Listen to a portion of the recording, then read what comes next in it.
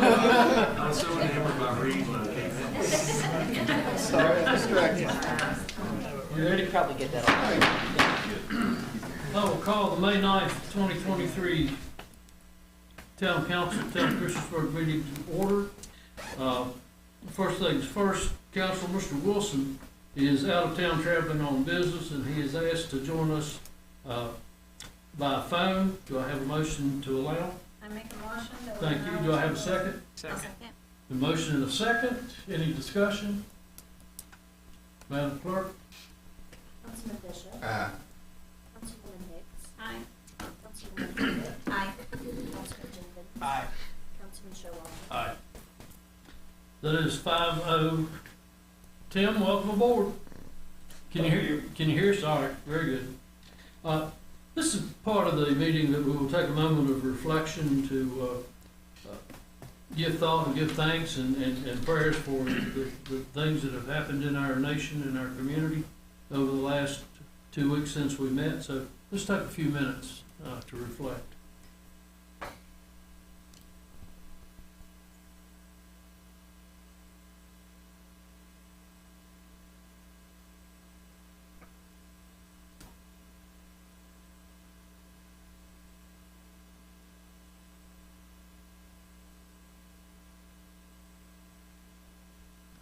Thank you. Would you please stand for the Pledge of Allegiance, and I'll ask Councilman Jenkins.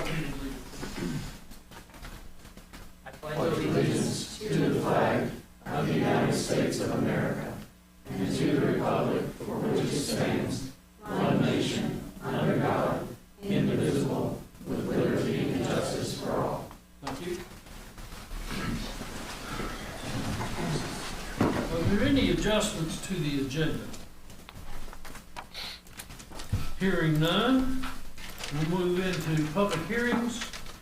We have a rezoning request by James Real Estate Investment and Recycling Company Incorporated for the property owner to rezone approximately 1.1 acre of a 2.002 acre parcel located between the south side of Scott Street Northeast and the north side of Roanoke Street. Approximately 1.21 acres located on Scott Street. Parcel ID number is 008135, and approximately 0.026 acres located on the adjacent east side of 1413 Scott Street. From B3 general business to R3 multiple family residential. The property is designated as residential in the future land use map of 2013 Christiansburg Comprehensive Plan. Is there anyone here to address this item? If you would please come forward, your name and address.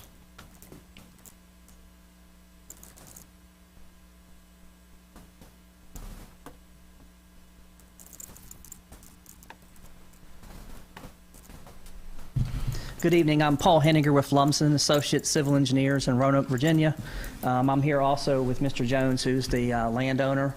Andrew's going to pull up a map here that will kind of show the development that we're proposing and the current zoning lines that we have here. I think that's it right there, Andrew.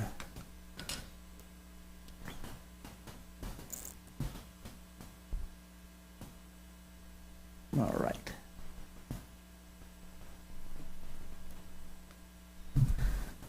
So the property is currently split zone.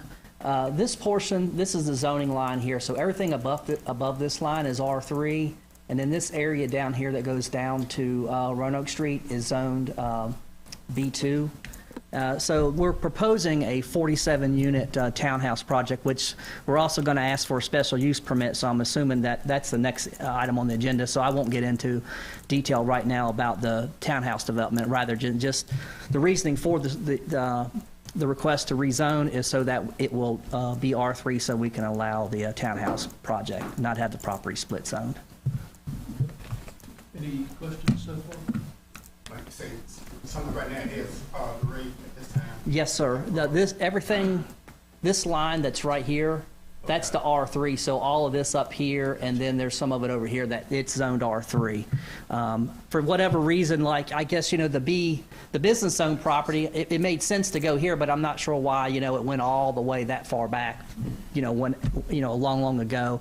Also, this property exists in a whole bunch of different parcels, so one of the things that we would do if we get approval today would be, at some point in time, we would vacate all those exterior or interior lot lines and just, to create one parcel of property.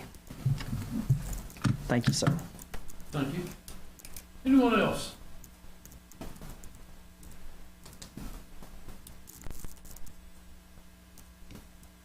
Anyone else to address this matter? I will close this portion of the public hearing.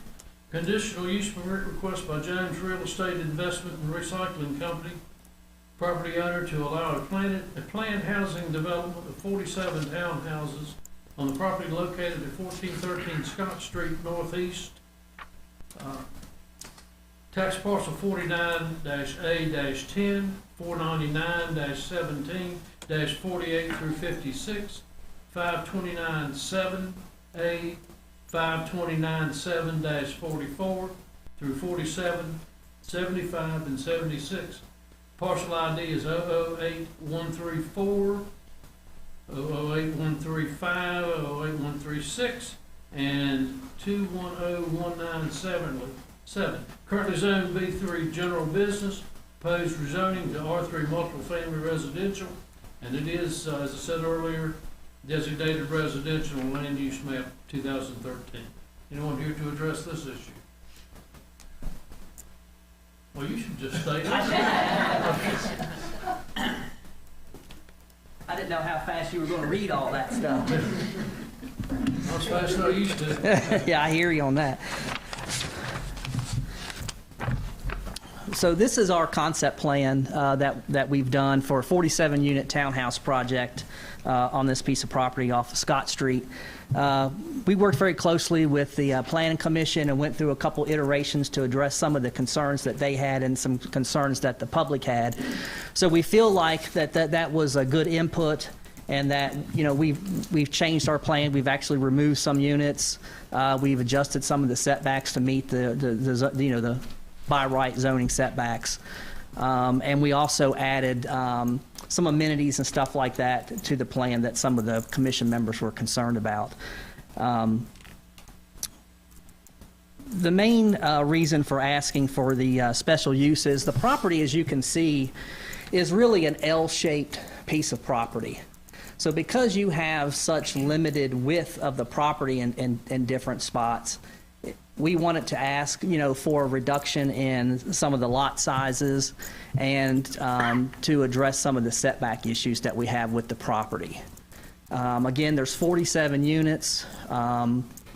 We have the front setback on the property is 30 feet, so we're meeting the front 30-foot setback right here on the units on Scott Street.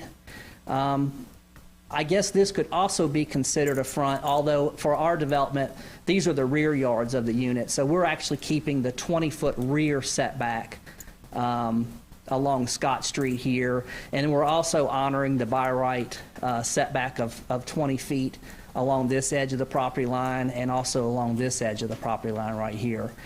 We are asking for a slight reduction to 17 feet in this area right here, which this is undeveloped business property right here, which I would assume that if something developed on this, it would be more developed along Roanoke Street probably than it would be so far back on the property. But by having this slightly smaller setback here, it allows us to have more parking spaces in this area here. So the requirement is to have 2 parking spaces per unit, which we do that by having, driveways in front of each one of the residences here. So that just the driveways in front of the residences meet the parking requirement. But we're adding additional spaces, so we would have a total of 112 parking spaces. We've also added in what we're calling a pedestrian and bike lane here. So adjacent to the 24-foot traffic driveway here, we're also going to have a 5-foot wide paved bike lane or pedestrian walking lane that will run around through the property like this, come across, go back up, and then come back across like this. The idea with the development is to create a courtyard type of a development. So all the residences front inwards on each other rather than having, you know, front outwards of the property. So it kind of gives it that courtyard feel. We have an entrance here on Scott Street. You can come down through here. We have a large roundabout. And you can also hear, this is a one-way street that you can come back around this way and go back out, or you can come back off this entrance on Scott Street right here as well. There were some concerns during the Planning Commission meeting that some of the landowners that live over here on this side of the property, they have a large amount of runoff that runs from, you know, way up here. In fact, Andrew, if you could go a couple, maybe one slide forward, or maybe I can do that. Let's see, keep going. I'm trying to get to the pre and post development map that I have on there. I think it should be near the bottom. Well, this might be in a different order than mine is. Do you think you have that, Andrew, by chance?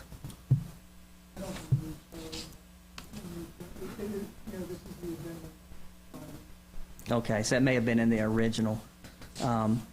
We'll just maybe go back to the C, the Exhibit C, then I can go from there. So there's a large drainage area. It's 24.2 acres that drain from all the way down here. It comes across like this. It drains across the property this way, and then it drains down here to the intersection at Roanoke Street. The development of this property is actually going to divert over 6 acres of the drainage area. In fact, I have it written down here. It's 6.7 acres of this drainage area here that runs through this property is actually going to be diverted, and it will go into our stormwater management facility. So we have an area here that we're calling a stormwater management facility that if there's room, we may have a small detention pond here. But my thought is we would also have to have some underground detention in large diameter pipes that would be, you know, under the roadways and stuff like that here. But what it's going to do is by capturing this over 6 acres of area right here, that 6 acres, rather than continuing to flow through and go through these properties, it will go into our detention facility and be detained. And that equates to about a 28% reduction in the area that is currently drained into this property. So we believe in the post-development condition that these owners of these properties will see a markable, betterment of the runoff on their property. We can't get all of the runoff that runs on their property because there's also another culvert that runs under the road, like in this area right here, which is not even on our property. So we really can't control that particular bit of runoff. But the runoff that does run through our property, we would capture that and detain it. And then we would release it into the storm drain and ditch systems that are down here along Roanoke Street that runs all the way down to Depot Street. I did an evaluation of the trip generation for the units, and it's going to, in the PM peak hour, it's going to generate about 33 trips. I know that Scott Street's kind of a small street. There are already a lot of townhouses, and there's a small trailer park that's in that, this same area right here. But with only, generating 33 trips according to the ITE manual, we feel like that's not an incredible amount of increase in the traffic on that Scott Street. I'm happy to answer any questions y'all might have. Where is this again? I'm trying to figure out where it is.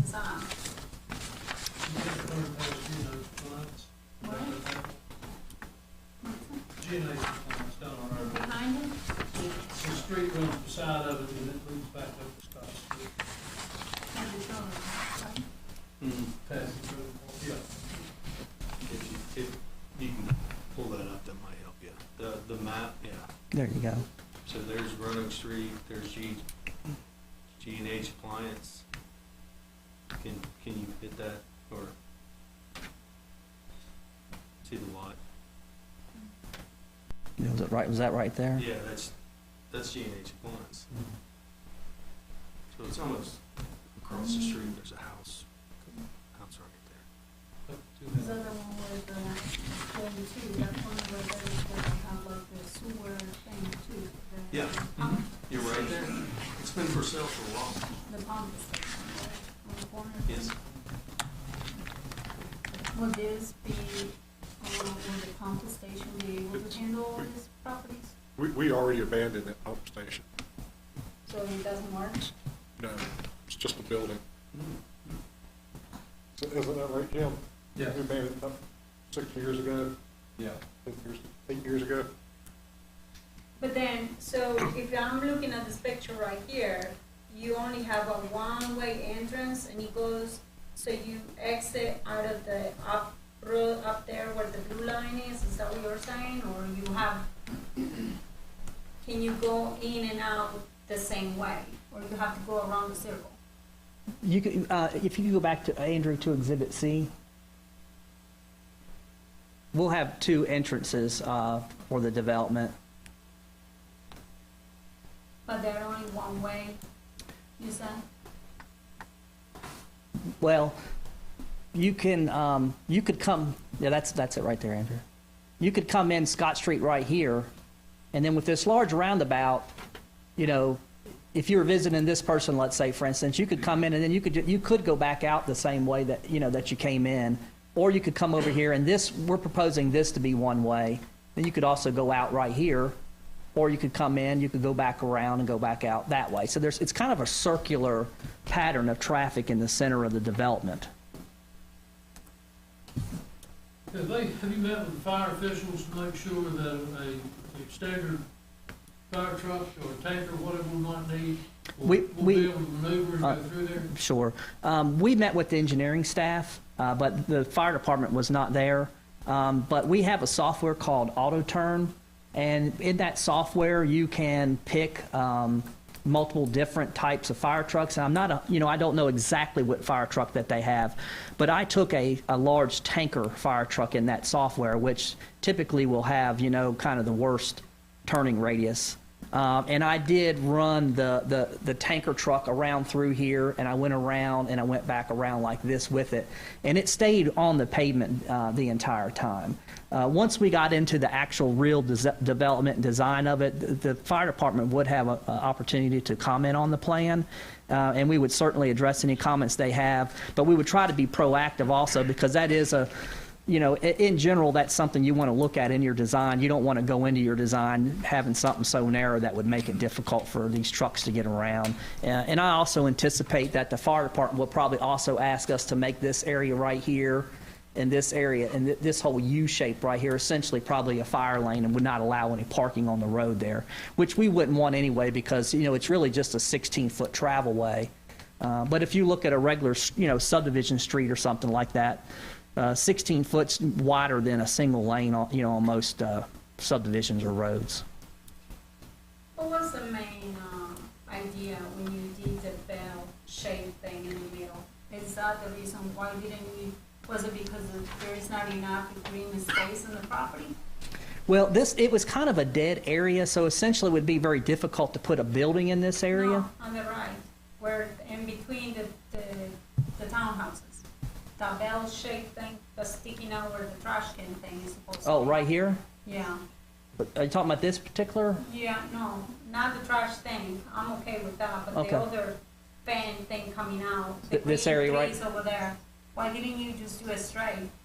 Oh, you mean, this allowed for more parking in the center, and it gave us place to have a picnic pavilion, and then you could have other types of amenities and stuff, and it's just in general, makes for an aesthetic feature in the center of the That property. is green space. That would be Yes, sir, it grass. is. Everything that's green in this drawing would be grass in the final development. That makes great sense. Is one dumpster enough?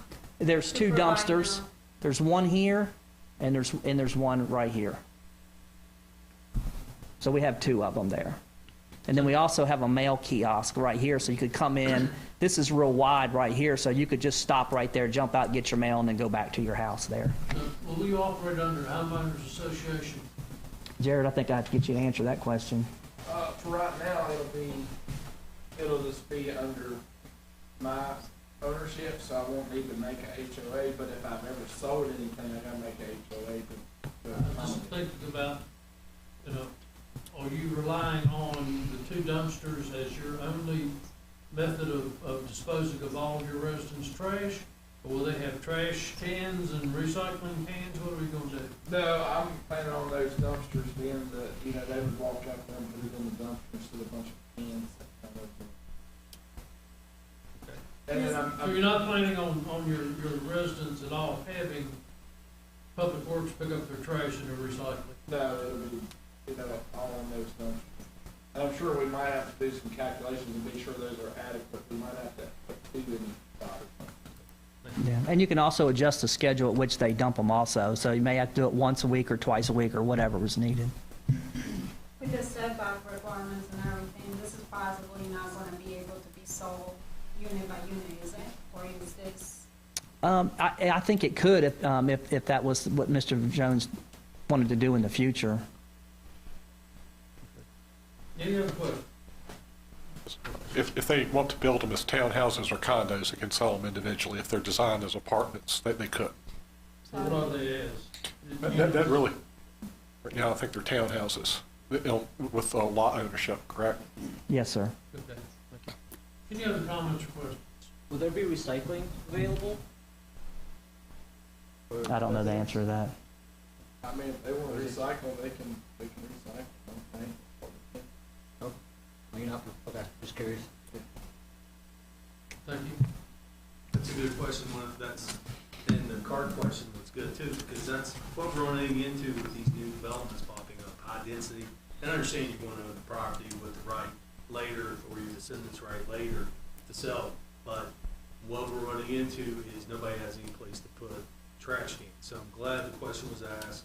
We know there's going to be dumpsters available for the residents, but, and it's one thing I think we agreed as council on huge developments like this ago, is for planning commission to come up with an ordinance where Correct. if there's not going to be a dumpster, there has to be a place to keep the 2 carts.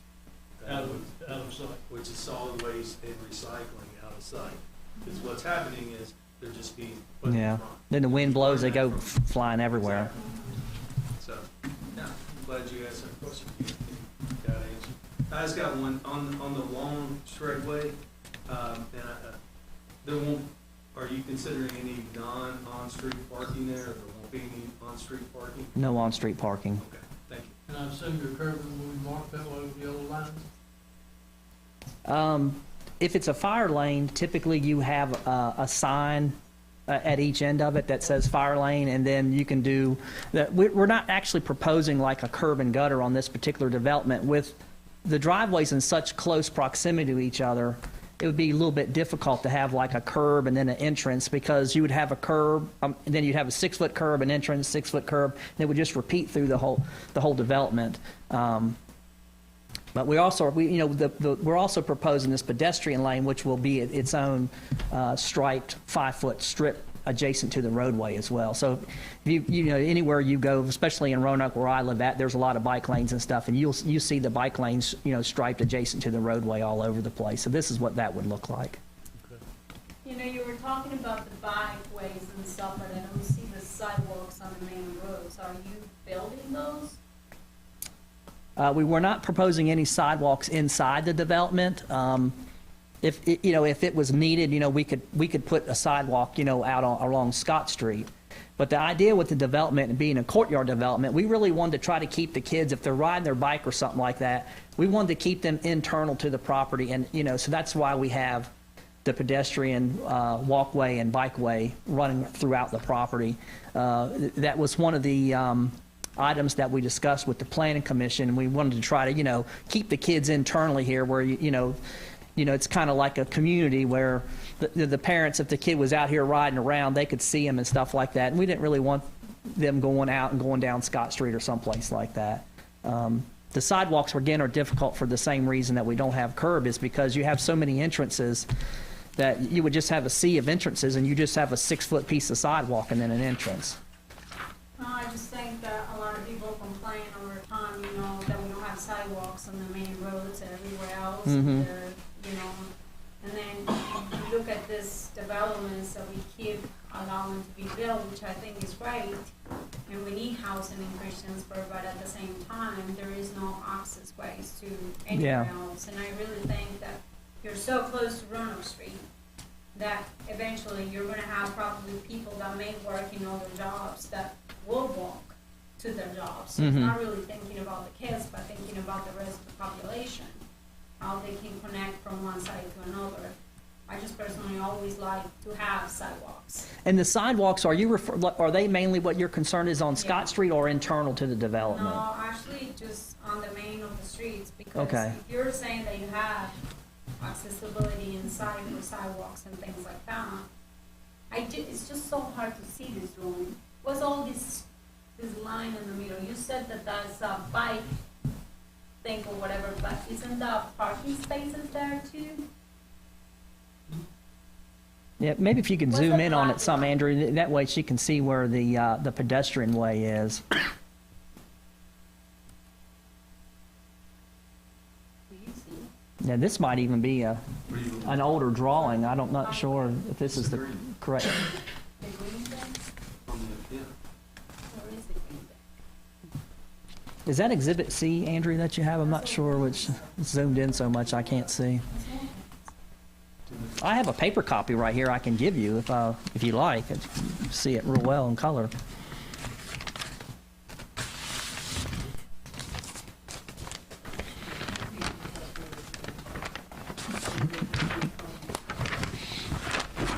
Would you like a paper copy? I have a color paper copy. Yeah, that would make a lot of sense to me, because I'm not seeing the byways.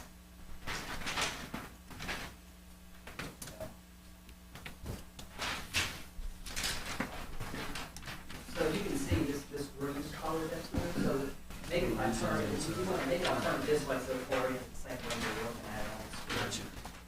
So here, this is Scott Street here, and this is Huntington here. This green area right here is pedestrian slash bicycle pathway that we're proposing. So you can come all the way around like this, cross the road here, come here, cross the road, go all the way back. So it kind of creates a circle like But there this. is nothing on the main road. No. And then- We can still ask us to And then do what that. is this right here? Those are the driveways for And each then one of the what lots. is this right here? That's the driveway. So how can you have driveways with bikeways right Well, you here? would just drive across, the driveways are large enough, they range in area, but they're like 20 and a half feet, this one's 20 feet, that's 20 and a half feet, which is, kind of a little bit bigger than a standard park. But isn't this like a concern if I have a child riding a bike over here and I have my car parked over here backing up? It would be the same if it was a sidewalk. Yeah. Well, sidewalks are typically over here closer No, to the homes. No, Well, well, I'm just speaking from my experience, the sidewalk, because of what because it's a public, well, most are at the curb of the street. Yeah. No, Like, yeah, right against against the the house. would I mean, really this like- might be, I would really like a sidewalk on the main road that The, does the, the rezoning isn't subject to conditions, that would only be subject to proffers, which are voluntary. But the conditional use permit is subject to any council conditions you would want to put on it. So if you'd want, any type of conditions in terms of sidewalk or trail, different from the plan, you could make those changes with the Am conditional I use the permit. only person that likes sidewalks to the main roads? You don't want to have kids riding bicycles, I guess. I think, at least my tenure on council, when we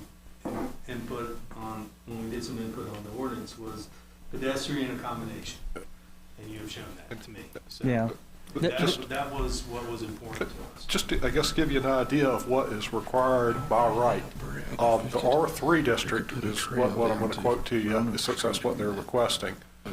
Basically, the R3 district allows She didn't answer that. either a trail or sidewalks. You have an option. We do typically, under that provision, make you tie into adjoining properties on either side. So if that way it would tie into either a sidewalk or a trail, basically a street right away, if a connection were made. That's typically what we require by the code requirement. Under the planned housing development provision, though, you can literally request code as basically you can write your own zoning ordinance. And that's essentially what they've done. It allows you to vary for setbacks, so lot sizes, sidewalks and trail requirements, it allows you to vary. But as part of a conditional use permit, you can place whatever conditions council sees fit on the request. I think they need sidewalks. Why was it that the vote wasn't really, it was what, 3 to 5? Oh, no, 2 nays, 5, and then 1 absent. Were there a lot of people that came over to speak, or was it, what were their concerns, planning commission? Well, the minutes are in there, right? Well, I didn't see a lot. Were they addressed? Were their issues addressed? Well, we're not gonna act on this until 2 weeks, so Yeah. my assumption is that we'll have time to go back and access and read the minutes and the decisions and all the public comments during the next 2 weeks. That's normally the way we normally work on. The planning commission did spend 3 meetings with this application, asking quite a few questions and asking that. Because I saw one of them, but they didn't really go into the details. Okay. Very good. Any other questions or comments? Thank you. Thank you. Is there anyone else that would like to address this section of the public hearing?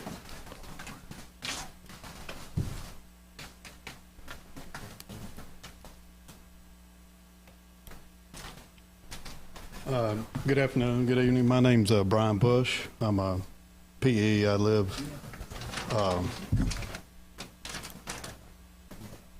don't know how to use this.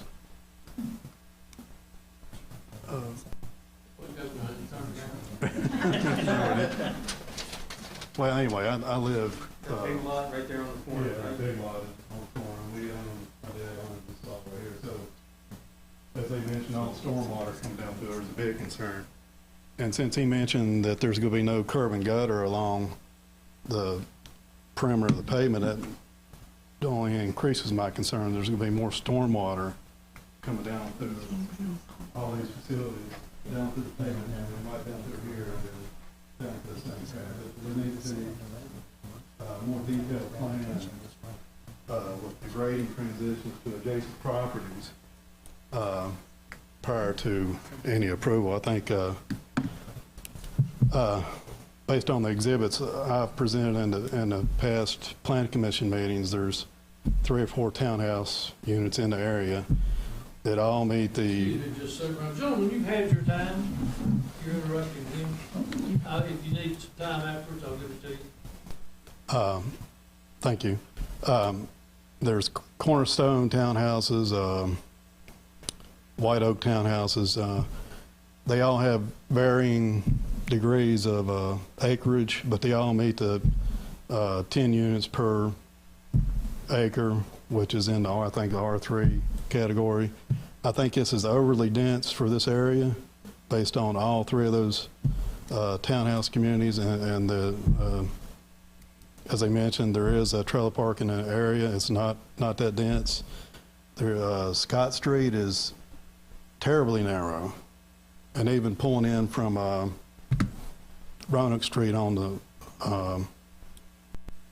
Hungate Street, there's a wide area there where they used to turn into stones for the trucks and for now for G&H, but it narrows down so much that everybody has to slow down there to let the car or truck come down. So there is a traffic issue. Concerning the sidewalks, yeah, I'm overly concerned about if there is a lot of children, the 24-foot wide access through here, 5-foot wide, if there's two-way traffic, there's a chance that somebody is going to get hurt. There's no front yard. I just think there's 4 acres, 4+ acres there, and they're proposing over 3+ acres of asphalt, concrete, and rooftop. And it's going to create a heat island effect. It's just not environmentally friendly or responsible design for that area. And I think that's my biggest concern, is to be more well-balanced. I know there's over here on the other side of town with the Woody projects, townhouses they're all cramped in there. The planning commission meeting, there were several members there concerned with the density.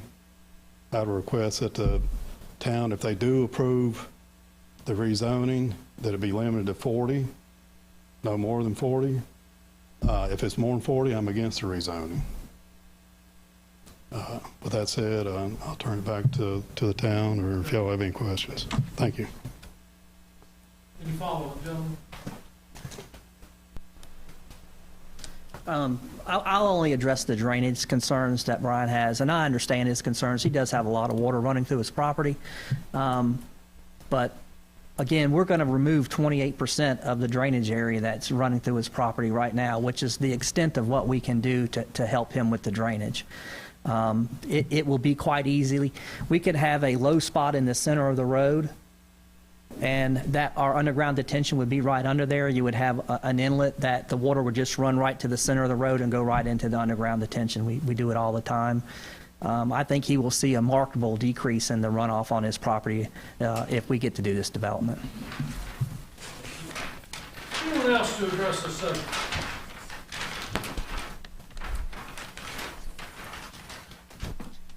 If not, I will close the public hearing.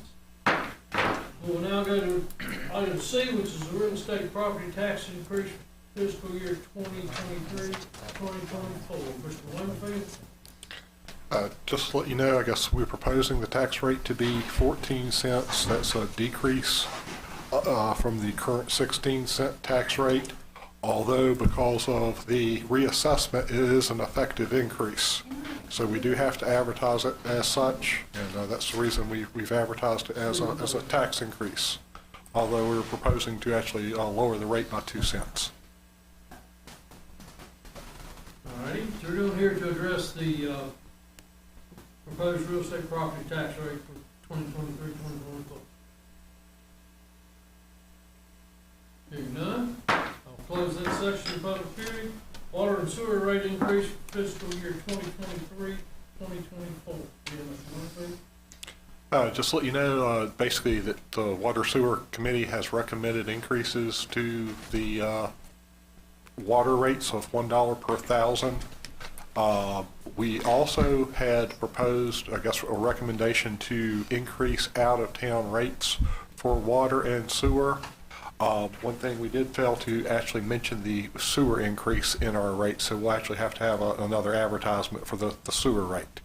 But in regards to the water rate, basically we're proposing, like I say, basically a $1 increase per 1,000 gallons. Anyone here to address that? Hearing none, I'll close public hearings. We go to the consent agenda. We have the approval of the minutes from April 25th, 2023. I have 1, 2, 3, 4, 5, 6, 7, 8, 9 resolutions of recognition for May of 23 to be as GBS and CIPD Awareness Month. The month of May 23, National Building Safety Month. Resolution recognizing the month of May 2023 as National Water Safety Month. Resolution recognizing the month of May 2023 as Mental Health Awareness Month. A resolution recognizing May 14th through the 20th as National Police Week. Resolution recognizing May 15th through the 19th, National Infrastructure Week. Resolution recognizing May 21 through 27, National Public Works Week. And a resolution recognizing May 21 and 27 as National EMS Week. And a resolution recognizing the Christiansburg-Blacksburg Rotary Club on their 100th anniversary. I'll make a motion to approve the consent agenda items as presented. I'll second. The motions and seconds, any discussion? Madam Clerk? Councilman Bishop. Aye. Councilwoman Hicks. Aye. Councilwoman Hopkins. Aye. Councilman Jenkins. Aye.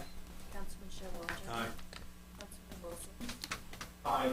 Ms. Sisson, thank you. Introductions and presentations. Montgomery Floyd Regional Library Director Kim Pond to present on library programs and operations. Kim? Welcome back. Thank you. Thank you for asking me to come. I am happy to come and just talk a little bit about what's been going on in the library system and at Christiansburg Library specifically. I am accompanied by Selena Sullivan, branch manager of Christiansburg Library. Excellent. I shouldn't take up too much of your time, but again, thanks for having me. We're just going to talk a little bit about what our performance indicators have shown over the past year, some of the community resources and events we've had the opportunity to present, some of our partnerships, a little bit about the grants and awards we've won, and some challenges. So our key performance indicators look pretty well. Like many public agencies, we tend to look at our performance indicators on a fiscal year basis. And of course, the last fiscal year was a long time ago, but we are anticipating growing in most of our areas except perhaps use of our website, which I actually think is because we don't have a really native mobile website yet. But our items checked out should be about 612,000 this year. And our visits are way up over last year, which a couple reasons, and we'll get into those momentarily. We do have a system called Happy or Not, which is a kiosk-based system where people can choose whether they've had a good experience. It's like a customer satisfaction measure, and we're doing pretty well, 91% customer satisfaction. And in the whole system, that's with over 14,000 times of people putting their feedback in. And that's, sometimes you think, oh, well, have we really gotten a good broad measure of people? 14,000 is a lot of people hitting the kiosk. Just specifically at Christiansburg, right now we're on a pace to actually lose a little circulation, but that's mostly because June hasn't happened yet, and the kids' summer reading will bring that up. But other than that, generally increasing. Our public Wi-Fi sessions are 11,000 this year, and that's a lot of people who come in and use the Wi-Fi in the library. Our card holders have gone up from 12,000 to 13,000, and one might ask, why is that? Well, maybe we'll cover that in the next section. Community resources and events. It's been a big year. We've done a lot of things. Probably the most these are all things that we've had here, but I'll focus on a couple of them in the next couple slides. But one of the things about the library is we have different things for different people. So we've really been taking advantage of our space right near the park.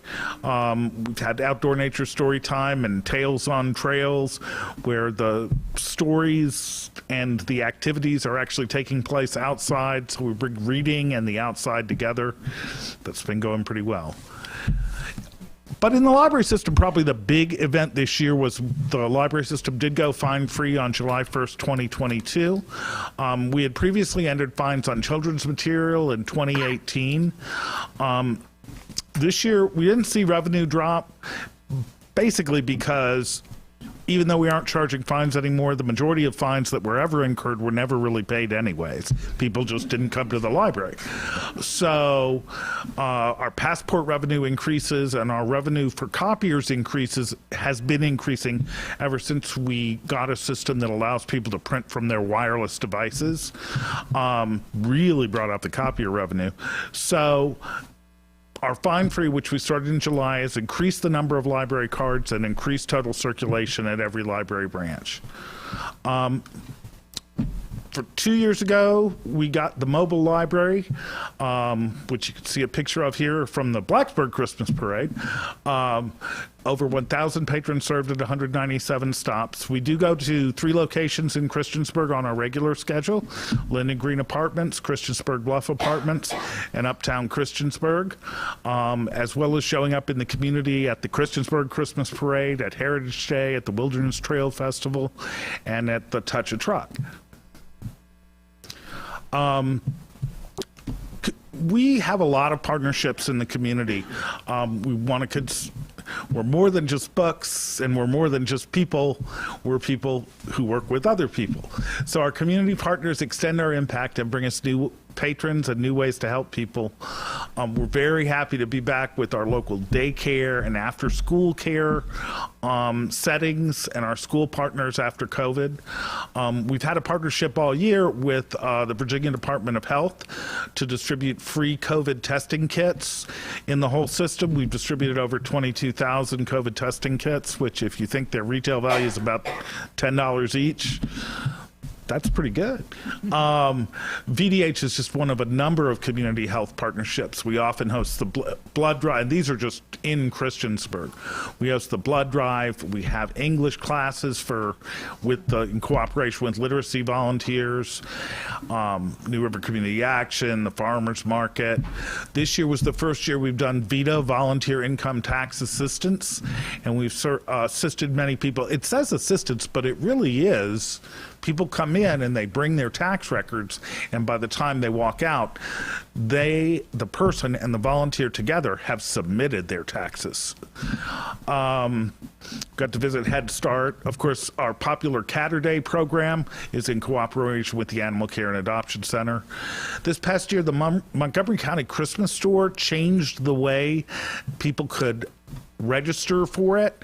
It was less just show up and more register online. They would have had a hard time doing that. They worked with us because a lot of their clients, the Christmas Store, really don't have access to the internet. So they came and showed us how to help people register for it, and we registered 800 or more people for the Christmas Store. So we like to think that we were part of the holiday cheer that year. We were at Juneteenth with the NAACP, and have had other programs with other partnering agencies. One of the things that people might be interested this year in is that Christiansburg Library renovation and improvement is in the Montgomery County Capital Improvement Plan. The improvement will be in the FY25 through FY27 years. The plan is to create a renovated facility that will accommodate growth in demand and population, emerging library services such as maker and robotics labs, more children's STEM programming,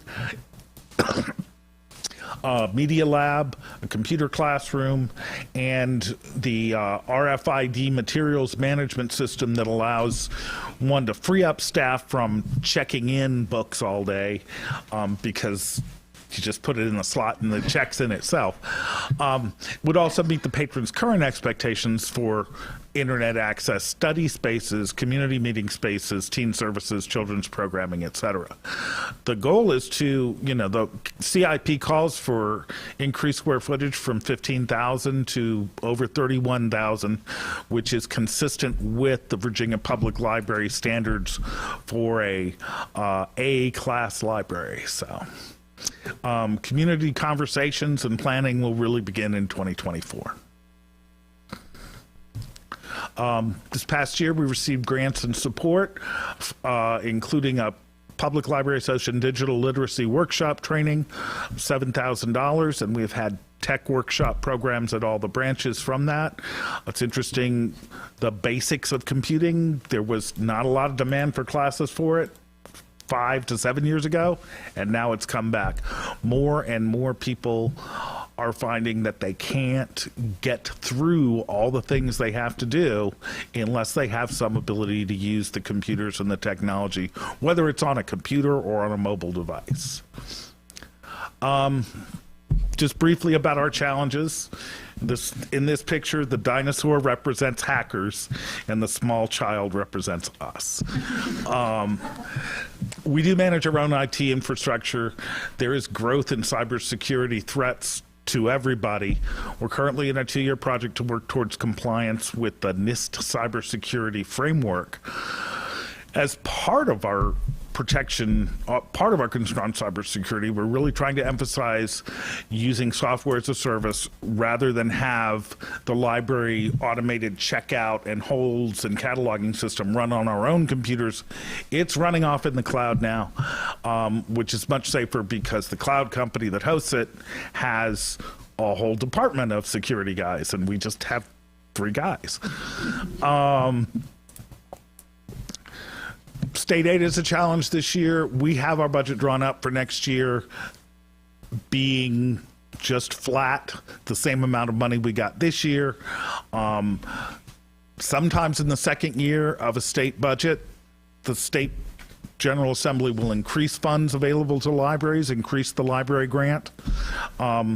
But if they don't approve a budget, it's going to be flat over last year. And the publishers of books and DVDs and everything else we collect, they will probably not be flat next year. And, well, for Christiansburg Library, we do have a challenge of staffing. In order to get the mobile library on the road, we kind of stole that position from Christiansburg Library. And so we are working with Montgomery County every opportunity we get to ask for more staffing, because Christiansburg really does need that one staff person back. It will allow us to be more out in the community, and we're looking forward to that happening eventually. So, are there any questions tonight? What are? Oh, sorry. What is a Class A library?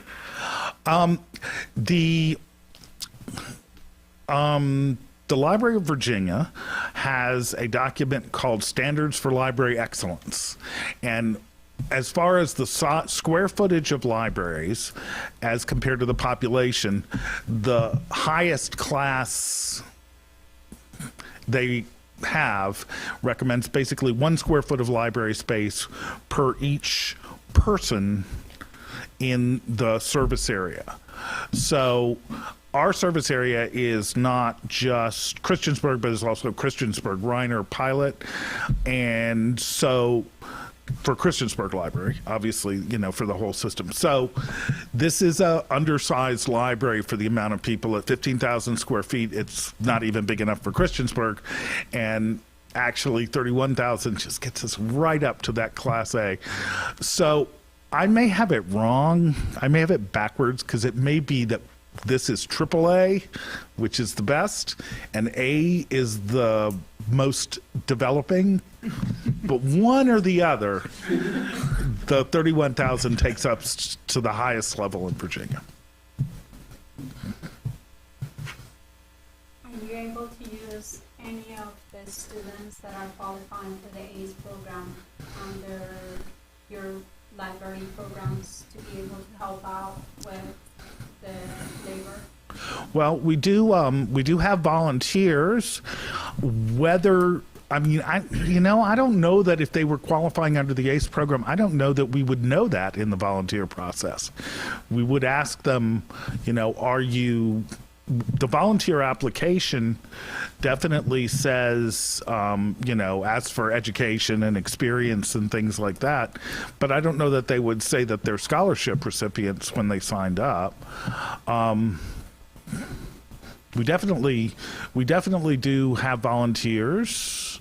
So if one wanted to ask to come volunteer, we would definitely be interested in asking them. It probably would be easier for you to contact the college. Yeah. And be able to get the people that are actually qualified already under the ACE program that need to do some hours. Let me, That would be just one of my recommendations. yeah. Angie Covey's the contact at the community college. Angie Covey.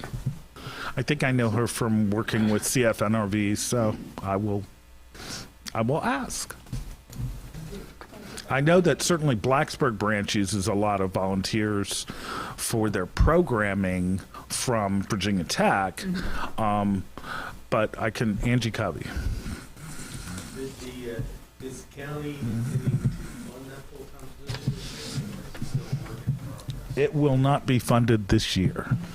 And I didn't realize, do you do the whole, the complete process for Passport? I know you've done it for years, right?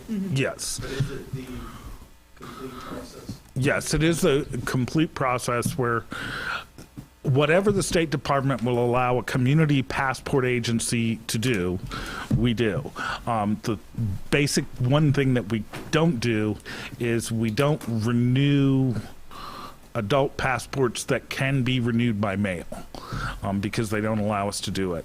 But yeah, people can get their first passports. People can renew expired passports, which can't be renewed by mail.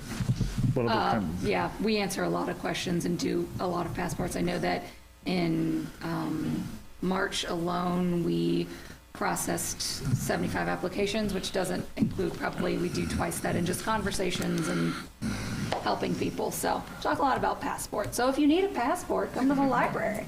This year, in the KPIs, last year we did 845 passports in the library system, and this year we're on a pace to do 1,218. So.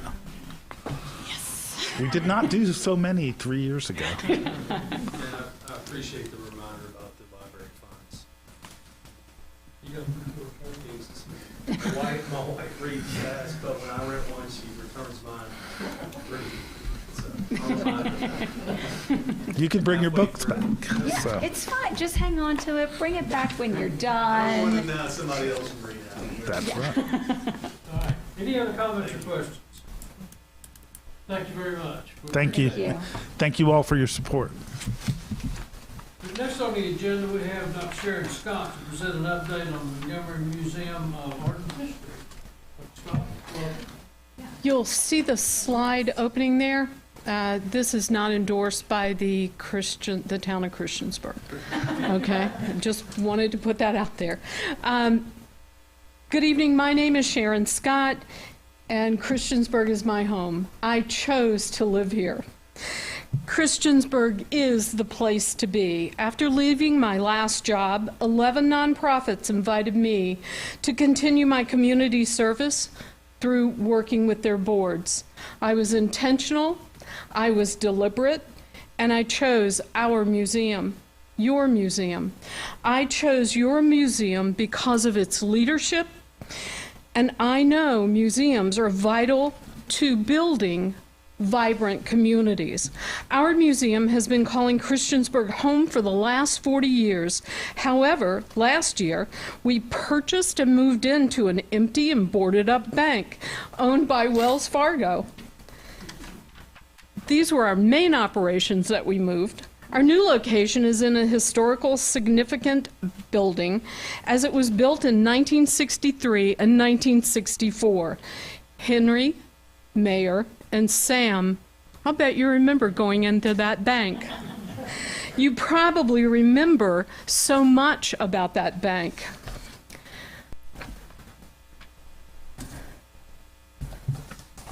I just skipped 2 pages. The choice to move was because several of our board members share the town's vision to revitalize the intersection, the gateway to our downtown. They saw possibilities. Andrew, I'm going to ask you to click that. Thank you.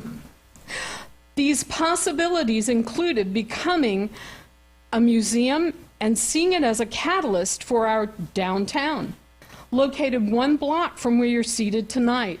One of the grants funded these renderings, which speak to, again, possibilities. Think of a rooftop gathering space featuring catering from our local restaurants for private events, an open gallery where we can gather again to learn and serve, an elevator that would be installed to get those people on the first floor down to the second floor and bring our building up to code. Your museum is at a tipping point of greatness at the gateway to the town. Think about possibilities. I chose to serve with 18 passionate board members to grow an economic catalyst. Your museum, our museum. Andrew? Tonight, we want to say thank you for your past support. Your funding has supported our programming, our board and staff, and all of our members. Say thank you again. You helped get us here. The next slide shares information about our museum and facts. Should I be clicking? Yeah, oh, cool, great. That would have been good to know, guys. I'll have you read the facts about our museum and how much we've grown, but we've experienced unprecedented growth over the last 18 months. The move has positioned us to deliver more exhibits, increase attendance from our smaller venue, create opportunities for live music with local musicians to entertain and educate our citizens and our out-of-town visitors. We've increased our membership, supporting our goal of informed and engaged citizens. Our donations have increased due to visibility, fostering new energy and excitement. We've increased the frequency of exhibit changes and programs. We've increased our economic impact through micro retail sales and enabled our artists to sell more of their works. This move has been overwhelmingly positive. We're serving as an artisan incubator. We have the NRV SBDC office in our building. We know Leo Pretty, a resident of Christiansburg, will be working closely with Amanda Herbert as we share the goal of opening and sustaining businesses in our town. We support local restaurants as food sources for catering, and we'll be training our volunteers to provide dining options for visitors local and also outside of town. Look at that technology. We're engaging more businesses through sponsorships and support, allowing them to see our town as a vibrant community. We're stewards of the history of Christiansburg and love to tell that story of our community. We've launched a young professionals cohort known as Emerging Leaders. We want them to know, love, and engage in this community as we do. Now, one of our greatest assets is also our greatest challenge. Owning older historic buildings means more upkeep, renovations, and maintenance on both properties. You may have read that we have been receiving multiple grants. This is true, but those grants fund renovations. They fund our facilities management and maintenance. We're hoping that the funds will provide for an elevator to be installed to bring our building to code, to be inclusive to those visitors who currently do not have access to our lower level gathering space. In addition, grants will help fund the HVAC system, which will be environmentally friendly, use less energy, and will provide the proper climate control to protect our collections.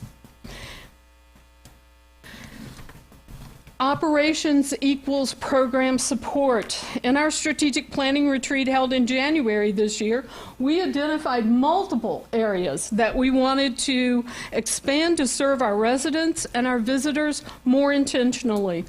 We want to create a children's corner for hands-on learning for kids 2 to 10, of course accompanied by their parents. We will strengthen our outreach with Montgomery County Public Schools for local history, a curriculum with board games to entice learning and student art shows. We will continue our relationship as a multi-generational museum with programming for our senior population with English Meadows and Warm Hearth. And our goal also includes bringing on Spring Oak, which is here in Christiansburg. We will expand our definition of the arts and have more programming that blends culture and literacy. We love to expand the culinary and then also have more performing arts. And we want to promote murals and public art as well. We will expand our education lab to develop and tell richer stories about our local history. And we plan to achieve this with 1 full-time employee and 4 part-time employees. Now, that slide is blank, because while we are collecting data at levels 1, 2, 3, and 4, I'm not completely confident that I can give you an ROI or a benefit to cost ratio. I can tell you that my roughest estimate today, and I engaged the help of a couple of people at Tech and a friend of mine who's with the ROI Institute, For every $1 that's given to the museum, there's a return of $3.83 to our community. I'm only 75% confident of that because we're still collecting data. So I will tell you that this time next year, I'll have those figures for you, and I will be 95% confident of those numbers. It's not by chance that these two logos are stacked this way. It's because our goals align. Our goals align with your Destination 2022. You've heard what we say we do. Many of you have seen what we do. So we ask you to think about our programs and their impact on your goals. We provide an active destination for culture, recreation, and entertainment. We provide a destination for retail sales, commerce, and service. We provide and contribute to a clean, green, healthy, and safe community. Can you guys keep a secret? How about you? Okay. The story about the Virginia Association of Museums 2023 Innovation Award that was received by the museum, The Art of Happiness, sponsored by Lewis Gale Hospital, Montgomery. A journalist heard about this, pitched it to the editor, and they may be coming to our town to follow up on this program and why the State Association chose to honor your museum. We will provide programming to create informed and actively engaged citizens. We will provide partnerships and sponsorships to engage the business community. And we're all about the goal of making Christiansburg everyone's hometown. And we're already doing walking tours with the Christiansburg Parks and Rec. Oh, look, it's the same slide. You may think that's a mistake. It's not. You see, this is where we need your support.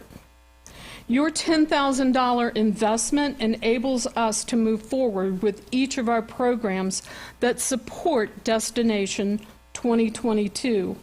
We don't want to cut these programs. And remember, our grants only fund facilities. We need your help. Now you know why I chose the museum, an economic catalyst for our town, the downtown intersection, the historic district, and the gateway to our community. On behalf of the museum's board of directors, our members, and our staff, I'm asking that you please reconsider your budget, fund our request for $10,000, and allow us to leverage that to support Destination 2022. See the possibilities. Let us grow together. Thank you. I'm happy to answer any questions. And look, I'm the new kid on the block, but I have a plethora of people here that can answer those questions. Thank you. Got any questions, comments? You did good. Wow. Very good. No comments. I will close the introduction and presentation. Then we'll go into the citizens' comments. If you would like to address council, you need to come to the microphone, use your name and address, limit your comments to 3 minutes, and address the chair, which is me. I will be timing you. I will give you a motion when you're at 30 seconds. Anyone here to address council?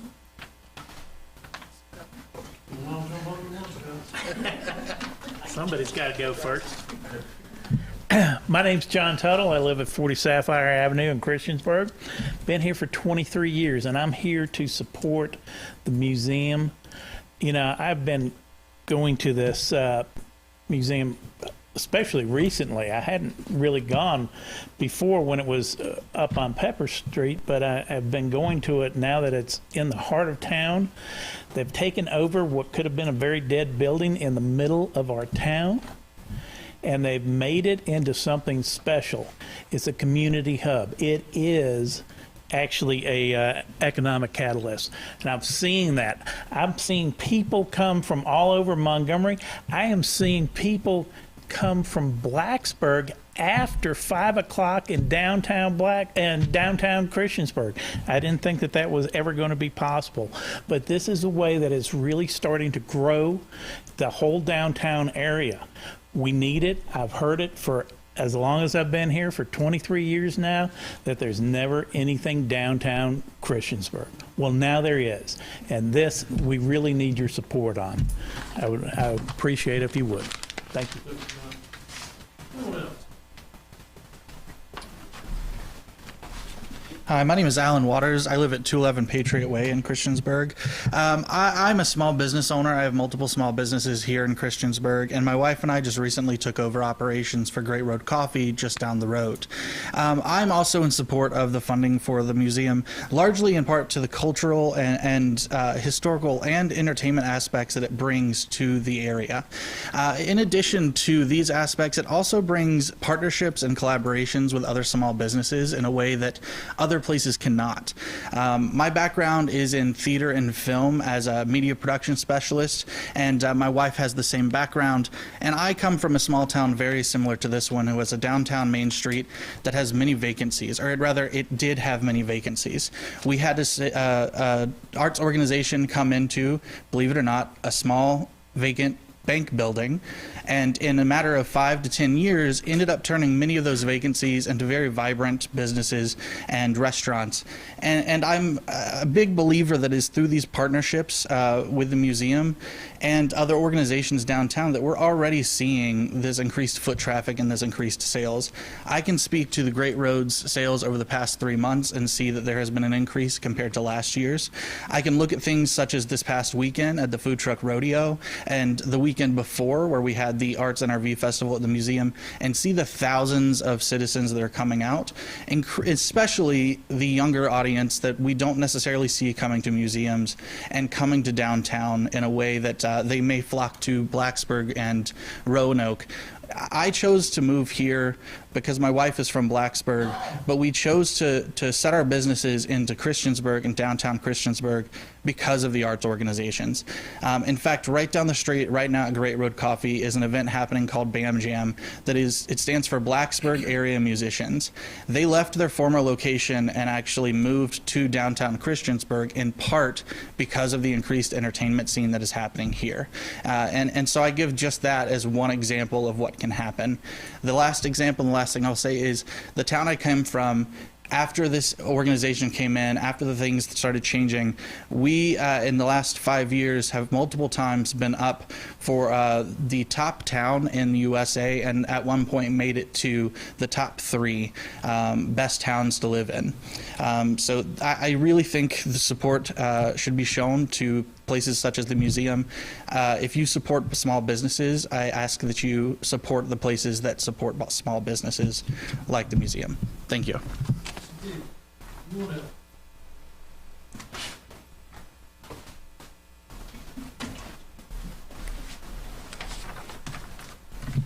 Mayor Barber, council members, thank you. My name is Mary Hughes, and I live at 890 Mountain View Drive here in Christiansburg. Just a couple of general comments about nonprofits. I do think people would agree that with nonprofits, they encourage and foster partnerships in the community, engage a lot of people, and build strong community relationships. On a personal note, I have lived in Christiansburg 53 years. My family moved here in 1970, and I was 15 years old. So this is home to me. This is home. My husband and I can literally, and we have, walked downtown to events because that's just a fun thing to do. We live in town. We love living in town. And now with nicer weather, we can walk to the museum. We've been involved with the museum as folks that just enjoy it. We are becoming more involved. We attend the events. We support it. We serve on committees. And we have been doing this since a few years when the museum was still on Pepper Street, and now that it's downtown. This museum is a treasure, people. It is a treasure. And we're the county seat. We're the county seat. So I just think that needs to be driven home. And we need all the support the museum so deserves. The exhibits, the events, the people, it's just absolutely wonderful. I can't say enough about it. And strong nonprofit leaders foster relationships and help build community relationships. And we have strong leaders with this Montgomery Museum. I'm so proud of what we have, and I think it's so interesting too. We don't just think about right here in town. This is far-reaching. I have family and friends that live in Florida, East Tennessee, the Charlottesville area. They know about this, and when they come and visit, unfortunately, the last time I had a good bit of family here a couple of months ago, they had to travel back on a Monday, and the museum is closed on Monday, and that's fine. But the point is, that's something they talked about, because my sister, my brother, they lived here in Christiansburg until they moved away. So it is far-reaching, and I think we need to be mindful of that.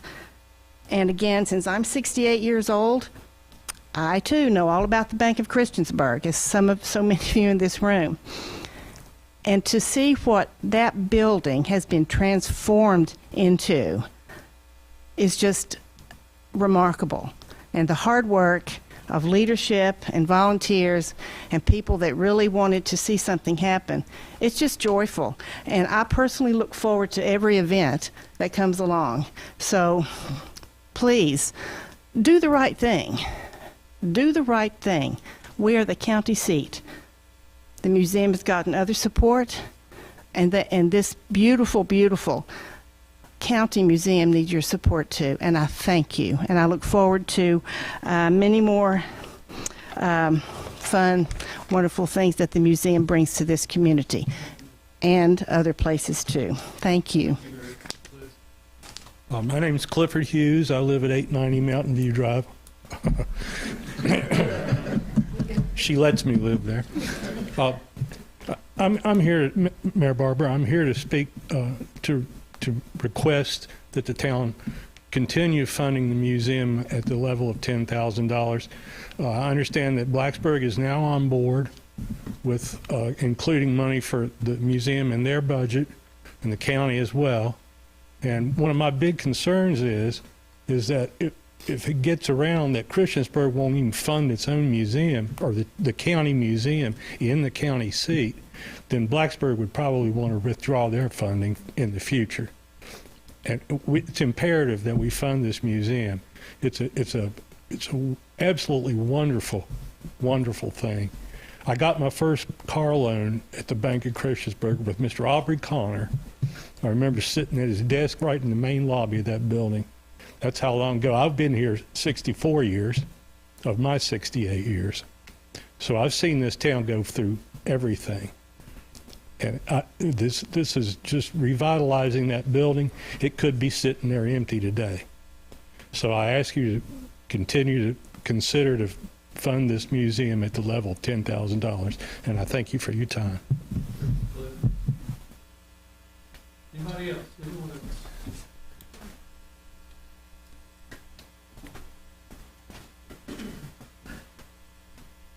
My name is Beth Umberger, 915 College Street. I actually spend most of my time at the Garden Museum. For 20 years, from 1999 to 2019, I had a rock garden on Depot and College Street. I had to dismantle it in 2019 because I couldn't do it anymore. I was working by myself. But the Montgomery Museum I started in 2008 with a native plant garden at the bottom, and then I incorporated with the Master Gardeners and started working on the whole garden. And we're still here at 300 Pepper Street, and the museum still supports us, and it's still a public garden. My second choice would have been a native plant garden at Depot Park, but the museum said yes, so that's how I got started there. We have lots of volunteers. I probably spend on my own probably about $1,000 a year just tree maintenance, plants, gravel for hardscaping and things like that. When I get the plants established and they start seeding in, I collect seed, I scatter them along the creeks. I'm starting to plant those now. Those plants go to different places. They go to different projects. They've been put in The ones with local provenance, that means they were collected locally seeds.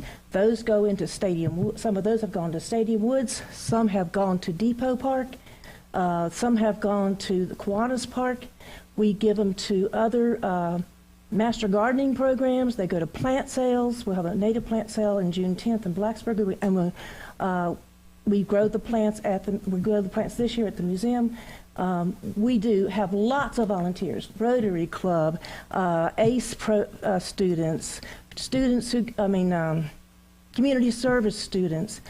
Ignite College helped us. Mormons have helped us. Boy Scouts, Explorer projects have been done there. There's community people that just come find us on the website, on the Native Plant Society of Virginia website.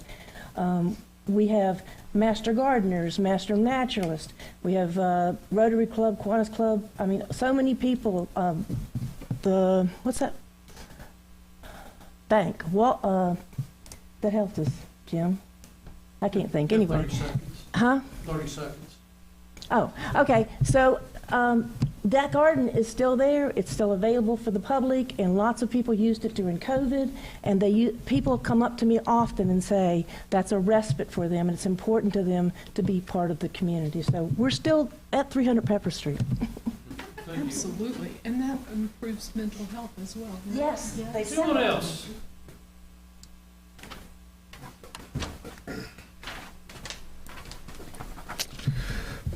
Members of Christiansburg Town Council, my name is Leo Pretty, and I live at 435 Cheekbin Trail in Christiansburg, Virginia. I strongly encourage you to include the museum in the town's budget for 2023. While I serve on the museum's board and am a tenant of their space, I speak to you tonight as a young adult and a resident of this community. 3 years ago, my wife and I moved to Montgomery County and chose Christiansburg as our home. At first, we spent most of our free time in Roanoke or Blacksburg, but not here. We didn't see a space for young adults like us. When the museum moved to their new location on Main Street, this changed. While museums have a reputation for being geared towards older generations, they're designed to be accessible to people of all ages and backgrounds. This museum plays an active role in serving the young adults in our community. At the beginning of this year, I helped form an Emerging Leaders Advisory Board at the museum. This was an intentional decision aimed at enhancing the accessibility and engagement of our diverse population. It also serves as a great way to recognize the talent and passion of our local citizens who want to give back to our community. We quickly found great interest and currently have a group of 15 emerging leaders with a diversity of professions represented, including healthcare, transit, university students, and small business owners. Alan Waters, who spoke earlier tonight, is just one of the many emerging leaders represented. As others learn about this initiative, they're asking how they can get involved. We are seeing a stronger turnout of young people, as well as our entire community, in large part because the museum is taking an active approach in diversifying their programming and exhibits and inviting everyone to participate. Our museum contributes to Christiansburg as an active destination for culture and entertainment. It also acts as an economic driver and has a positive impact on talent retention in our community. When a community has a vibrant and engaging cultural scene, it contributes to a sense of community pride and a higher quality of life. This attracts and retains talented individuals who are looking for a well-rounded and diverse community to live in. This museum plays a key role in creating a sense of community in place by providing opportunities for people to come together and engage with their local culture, history, and art.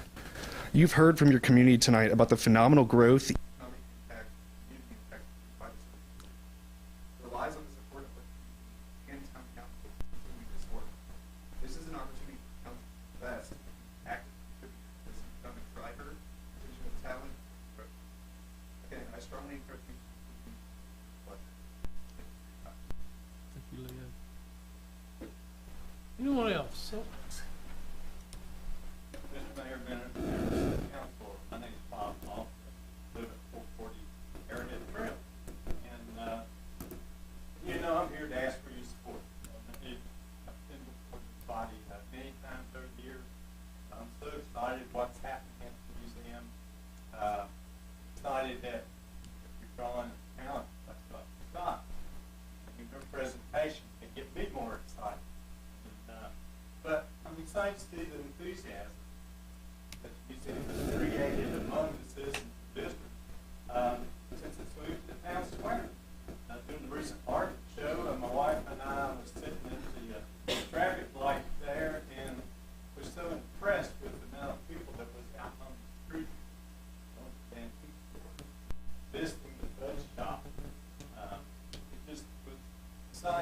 there's somebody who grew up in Christiansburg, 7 years ago, since everybody is saying that, the mayor's got to be there. We grew up close to each other. To see that vibrancy downtown again, it's not, maybe it's not every day. People there on that Friday and Saturday. It's exciting. And that's bringing people downtown, bringing sales tax revenue, bringing in bills, taxes, all revenues to the town. One other thing I'd like to point out has been done is, for several years, I remember being to make a request, the Commission for the Arts had a program called Local Government Challenge. So now it's called the Creative Community Partnership Grant. The purpose is to encourage local government to support farming. And the Commission will match up to $4,500, subject to funds available, tax monies that local governments give to independent arts. So there's a possibility that we can match your dollars up to 45. And we've done that for a number of years, although I haven't been treasurer for a while, so I'm not sure about recent years, but that funding is available. But it's only available if you can little match. Also, I'd like to point out that the $10,000 requested, now, I'd like to go back to $18,000, but the $10,000 that's requested amounts to only 1/100th of 1% council proposed budget. You got about 10 seconds. And our 3/100th of the general office. Thank you. Thanks, Bob. Anyone else?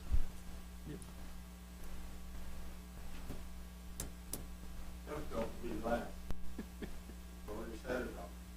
But one of the most exciting times of my life was my mortgage. Probably just almost exciting was the day that we wound up buying what we did. I'd like to ask, please reconsider adding $10,000 more in the budget. We did our budget museum. We had 10,000, which is 8,000 less than we've been getting for the last couple of years. So that meant we had to find a way to come up with $8,000. But if we don't get 10,000 down, we got to come up with to fund another 10,000 or total $8,000. So we'd like to, for you to consider putting this back in the budget. The only way we got getting money is donation, grants. Sharon said earlier, grants is almost impossible to get operation, get equipment, that type of thing. But, so get donation and fundraising, grant for local government. Thank you for the support you do, and hope you get fine. Thank you. Is there anyone else that would like to speak? Hearing no one, and just to make a statement, Jimmy Page has lived here longer than I have. So there you go. I'm going to close the close the citizens' comments. We'll now go into community reports, and I believe that is Street Committee had a meeting tonight. We did. I think, They're going to be down later in the thing. I think it is, but yeah, we can talk about it when we get there. Oh, you want to do that? Yeah, we can do that. Any other committee reports? Terry, am I forgetting something? Something's about, I don't know what it is. No? Well, you want to speak? I can't, my brain's not working tonight. In honor of the month of May being Water Safety Month, Terry has a program that she has sent us a copy of that will be presenting all month. to promote water safety, not only the children, but the adults and the non-swimmers and so on and so forth. Is that pretty much what it was? Thank you, Terry. Very good. If there are no more committee reports that have met in the last 2 weeks, I will close the committee reports. I'll go into discussion and action by mayor and council. The first thing on the agenda is a rezoning request for Jerry L. Beasley and L.R., his wife Beasley, property owners to rezone approximately .082 acre portion of the property located 2475 Glade Drive Southeast, from A agriculture to R1 single family. Property is designated as residential in the future land use map of Christiansburg. Public hearing was held April the 25th, and I believe when Mr. Beasley came to us last meeting, he said that he was planning on giving that land to some of his family. There's not going to be any subdivisions or anything. And the planning commission met recently and voted 7-0. Do I have a motion to approve this request? I make a motion that we approve. Thank you. Do I have a second? The item under letter A. Got a motion and a second. Any other discussion? Madam Clerk? Aye. Aye. Aye. Aye. Aye. 6-0. Thank you very much. B is a vacation of unbuilt rights-of-way on Angle Drive Southwest from Main Street to First Street, on First Street Southwest from Angle Drive Southwest to Crispin Street, and in remnants piece of right-of-way located off an unbuilt portion of First Street Southwest. And I believe this was the subject of the street committee's meeting tonight. It was. And we'd like to make a motion that we continue this item from the agenda tonight. Okay, we have a motion to continue. Do I have a second? Second. Thank you. Madam, any other comments? Well, I want to say the reason we want to continue is we had 2 of the 3 parties met with us tonight, and 2 of the 3 have come to agreements. We're trying to get the 3rd person on board to get their input. That's very good. That's good. That works. Madam Clerk? Aye. Aye. Aye. Aye. Aye. That is 6-0. Thank you. Town of Christiansburg policy regarding use of town square property. Mr. Wingfield? Sent you an ordinance, a draft ordinance, earlier today, and of course we had this in the packet. Staff and I discussed the possibilities of handling this, and we could handle it as simply as a policy, or you could codify as an ordinance. And I think after discussion, we decided to go the route of codifying it. That way it's just kind of more public and more easily remembered and more easily publicly accessible. We have an application form proposed with it. I understand if council isn't comfortable with voting on that tonight, that's fine. If you'd want to wait until a future agenda. It doesn't require a public hearing, so you can vote if you'd like. It's really at your discretion. But basically the policy is pretty simple. Basically it's for the town square owned by the town itself.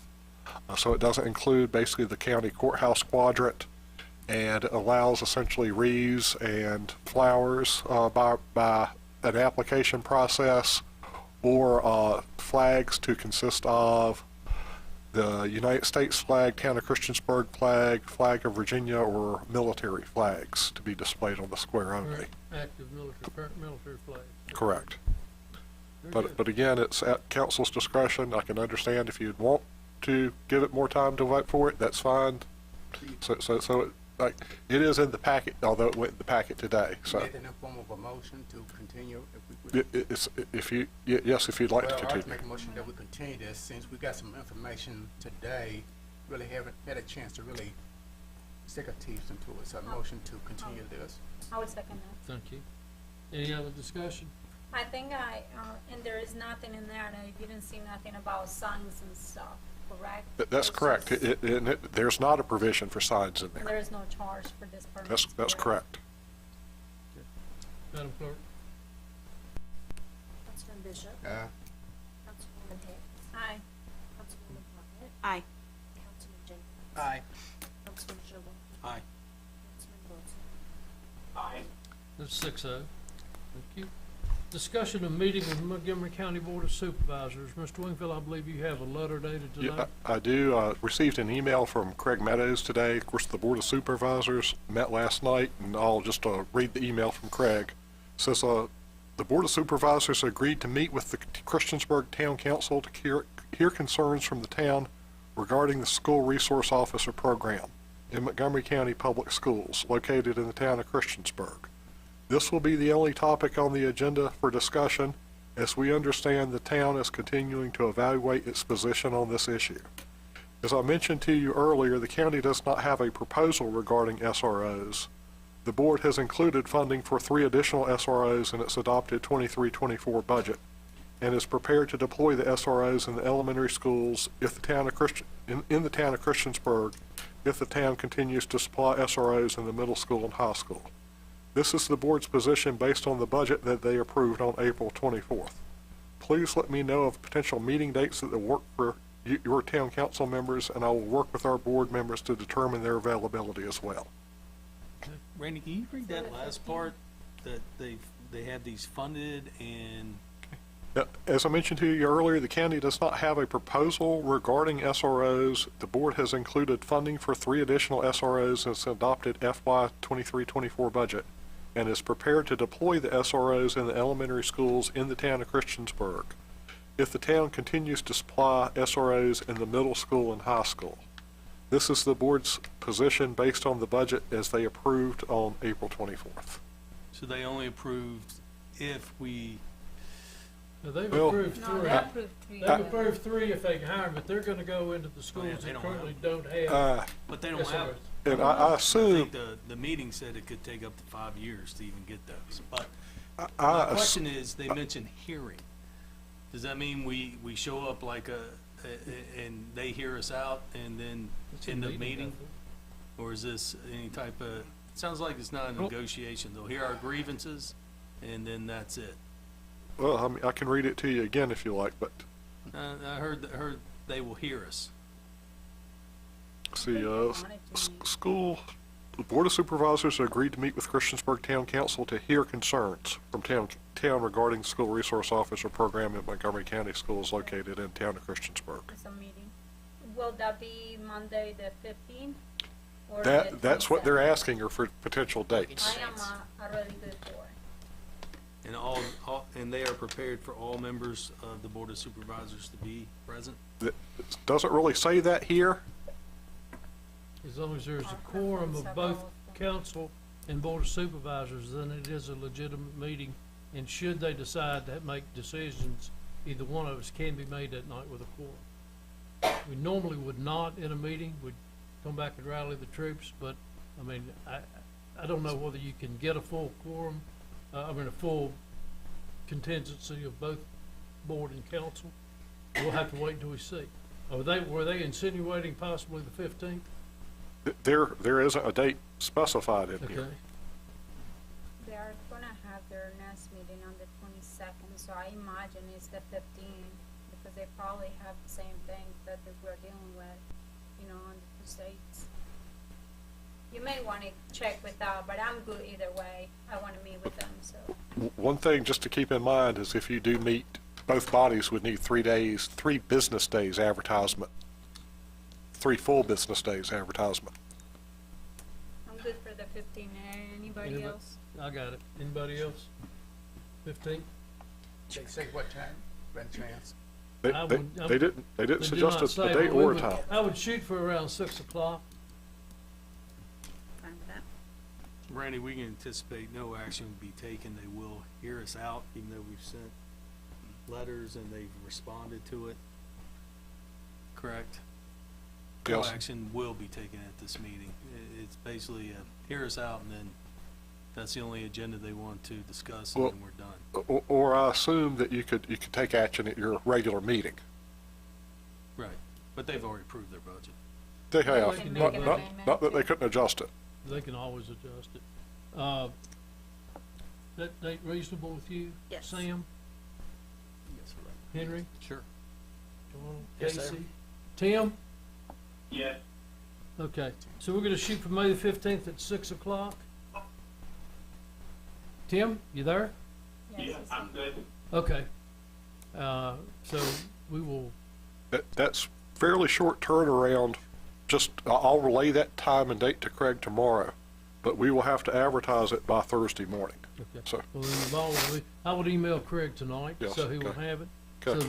the ball, and for those of them watching, the ball is in your court. We'd like to meet, 6th to 15th, and the 15th, and I don't care whether we meet here, there, or I don't think at this point we're gonna need any divine intervention as far as moderators. I agree.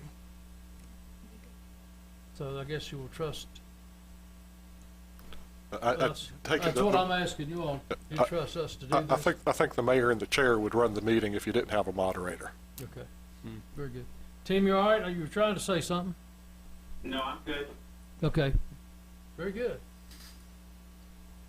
So, there's no action to take other than Randy, you'll notify them post haste? Yes. Please tell Randy? them, thank you. Can you find out who's gonna attend and let us know? We don't- I can ask.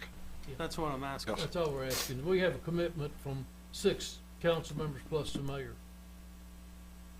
I'll relay that I think all the council plans on attending. Very good. And let us know who they plan to Next have is attend. Okay? discussion of solid waste rates. Randy? Okay. We've brought this up at the Water and Waste Committee, and what we basically, we were told to kind of sharpen our pencils and look at what we are looking at in terms of the increases from our, largely the increases are coming from tipping fees at the Montgomery Regional Solid Waste Authority, which we're a member of. We are required to haul to them by our agreements, and basically we're looking at roughly about a 70-cent loss per month per account under the current scenario. And this is kind of despite a little bit of a decrease in our recycling rate, just the tonnage rate for garbage is going up enough. We're looking at about a 70% loss. So staff is recommending a 1% dollar increase to our solid waste fees. It's at council's discretion as to whether you would want to pursue that or not. I guess one of my biggest questions is the additional fees that you're thinking about from the waste, is that from the additional waste that we take out from the spring and the fall cleanup? It's not, have anything it's to do not with it? really tonnage per se. It's, which we've had slight increases in tonnage. It's more of an increase in the tonnage rate that we're paying when we tip it, because basically they weigh our trucks. So we pay for the tonnage that we dump at MRSWA. So what you will be talking about that increase, it will be around $26 a month? Is that for, Yeah, about- because you're talking about the So- recycle and the other? It's about 70 cents per account per month. Nutshell is, we're charging So- 5, you wanna charge 6? Is that what it is, or 7, It's, we're charging well, 6? we're charging 22 total. We would like to go to 23. So it's 22 plus 6, isn't it? Or It's- 22 th- total, that's- I forgot. that's kind of- The old kind of first area of The old 17. the old rate was 22, and when we added recycling, we added $5 to it. So what is the total amount with the We recycling? would propose to go from 22 to 23. So both trash cans, you're talking about No. 20? No, You- not both trash cans? Well, I thought recycling, they can take it wherever. they can. They can, but if you are paying for a garbage cart, you're still getting a recycling cart. Okay. Tim, you out there somewhere? I'm here. Okay, I just couldn't tell whether you're coughing or wanted to say something. I'm So sorry. this involves both recycling tipping fee and solid waste. Well, no, because I guess our recycling rates, we get actually paid for our recycling. Yes. So that's not really a cost. The cost is tipping fee for the garbage. That's Solid the waste, increase. garbage, Solid trash, waste, correct. Not recycling. Correct. Okay. Can you remind me again, we have so many trash cans in our house, I don't recall what the fee is, the It's $22 for And that includes garbage and recycling right recycling, now. correct. So that's 22, so we'll go to 23, we were to do an increase. Correct. Or trash can. Correct. Now, if you were to have 2 trash cans, will that be You would- 24, or will You that you would be- pay, you would I pay mean, two, you would pay 40? two fees, so you would pay 46 if you had 2 services. What? So a few years ago, I think Blacksburg and Montgomery County required that recycling only go to the Montgomery County Regional Authority. Correct. Is this is this a result? Because we did not go with that. We allowed our recycling pickups We pay the same rate as Blacksburg, the same rate as Virginia Tech, and the same rate as Montgomery County. Virginia Tech is captive audience with their garbage because they have all their own garbage. Montgomery County and Blacksburg are in the same situation as us. They are obligated to haul to Merciful because of the agreement, but they pay the same rate we pay. Right, but what I'm saying, when we allowed our recyclables to be dumped anywhere or third party. Because this tipping fee is a regional authority, that's how they make their income. And when they increase it, right? That's because they need additional let's say a household wanted to sign up for service and get simply a trash can, they could, and if they wanted to haul their recycling off on their own, they could. We would still charge them the recycling rate, though. But we're talking about the regional authority. The authority, like I say, they charge us for the tipping fee for solid waste. But us allowing these, basically other entities that pick up our recycling to take it wherever they want, whereas. Well, they're hauling by necessity. They right now there's a time period. They don't have to haul to those keep it interior. There's a time period that they have that they can still haul outside the area. But you understand what I'm saying, that if we mandated it like Blacksburg and Montgomery County for recyclables, it would increase the revenue for the regional authority, correct? Potentially. Okay. Potentially, so yes. It wouldn't, or well, it would? Assuming there's not state legal action to prohibit it, which there was proposal for right, but this past year. Blacksburg did it, Montgomery County did it, nothing came of it. Correct. Under the current state allowances, we could do that, and there would be potentially there should be some cost savings to MRSWA, because all the private solid waste would be hauled to them. Right. If you adopted a flow control ordinance. They'd have increased income from that. Correct. Once again, Meridian is a private company, and we don't want to,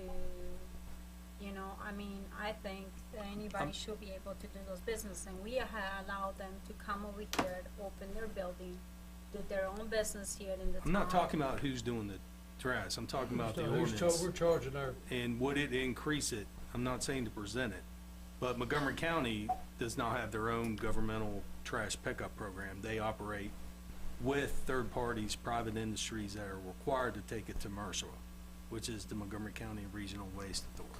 What I'm asking is, if we had done and that's up to council, if we enact that, would potentially we could offset this additional cost? If you adopted flow control, I would think there would be some cost savings to MRSWA because of an increase of their economies of scale.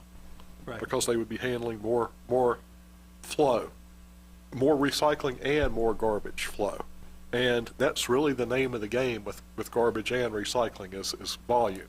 Which is what, it's sorry to interrupt you, but that was one of our discussions on allowing it to not be mandated to go with recyclables, that our trash solid waste costs would slowly go up from MRSA, which is the Montgomery County Regional Waste Authority, right? Correct. So in essence, in less than a year or less than 2 years, we're already seeing the tipping fee or costs go up. That's correct. Okay. And I'll just point out that the local providers, there is a grace period, so they aren't really required to haul to MRSWA currently. Okay. There's a time period that basically they're allowed to, before they're required to start hauling. Okay. Mr. Jenkins, you have any comments? No. Mr. Wilson? No, sir. Mr. Bishop? No. Ms. Hockett? No.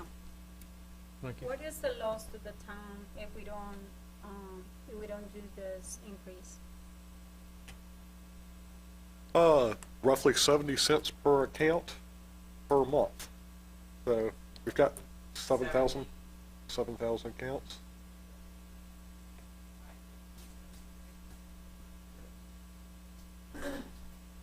So 70 cents times 12 months times 7,000 accounts roughly. But then people can also choose to go privately, have their own company. What does that mean? Will they? They could, if somebody wanted to, contract for private service, just like a lot of the apartment complexes do, they could.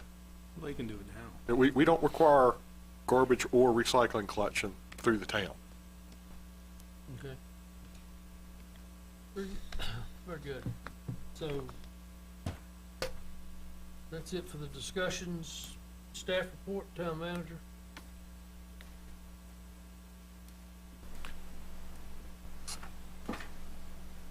Just want to point out that today's the 20th anniversary of the passing of town officer Scott Hilton, who died in the line of service for the town. I'll mention that the Cambria mural dedication is tomorrow at 11:30 in Cambria. We have Rocking Maine this Saturday from 5 to 9, because that's downtown. The Aquatic Center's got the Beach Bash Thursday, May 25th from 5:30 to 8. And I'll mention that Craig Meadows has announced his retirement as Montgomery County Administrator. He's planning on retiring November 3rd. And I'll ask if Town Council's interested in a budget work session. Yes.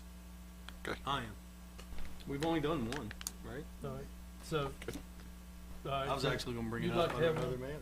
Thank you. Casey, you interested? You're welcome. I'm fine with that. Yes or no? You want Yes. a work session? 6? Makes no difference. Yeah. Yes. Okay. When would you like that? Next Tuesday? Next Tuesday, that sounds good. It's to be the 16th, right?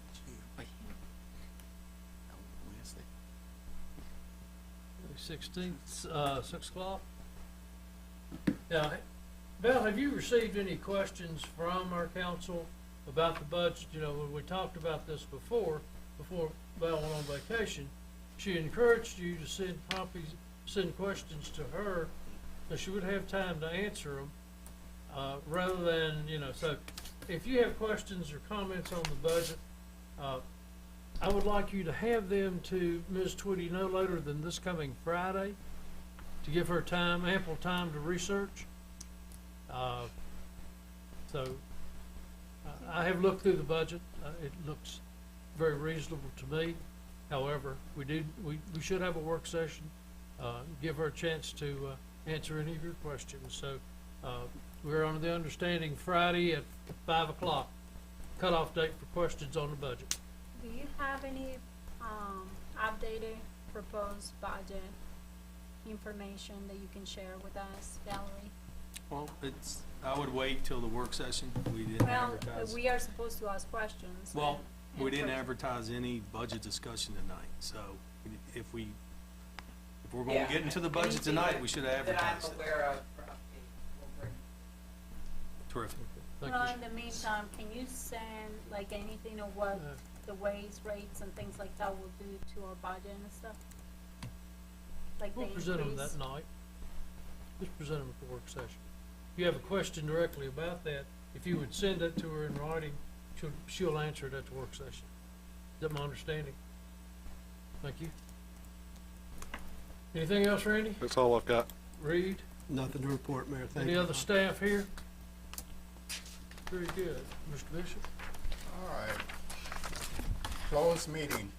Request for a closed meeting under Code of Virginia 2.2-3711A29 for the discussion of the awarding of a public contract involving the expenditures of public funds, including interviews of bidders or offers, and discussion of the terms or scope of such contract. For discussion in open meeting session would adversely affect the bargaining position or negotiation strategy of the public body. The closed meeting is held for discussion of the Diamond Sponsorship Naming and Rights Agreement for Christopher Kirkberg Park. And that is a motion, form of a motion. Do you have a second? I'll second. Motion and a second. Discussion? Yes. I got a question. Are we actually talking Discussion? Got a question? financials, or is this just sign naming? No. Because sign naming, we don't need to go into closed session. Okay, you answered my questions, thank you.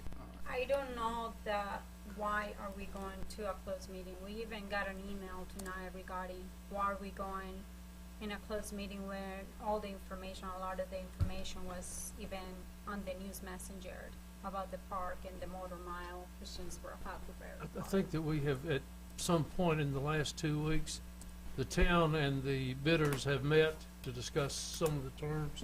Do we want to go over those? And some of the, I think that's what you're looking at, Randy. Correct. But if it's the naming of a park, that it's really being paid out right now, most part by the Christiansburg citizens, why are we having to go to a closed meeting? And I guess. Well, you're obligated to have a closed meeting, but you have the right to have a closed meeting.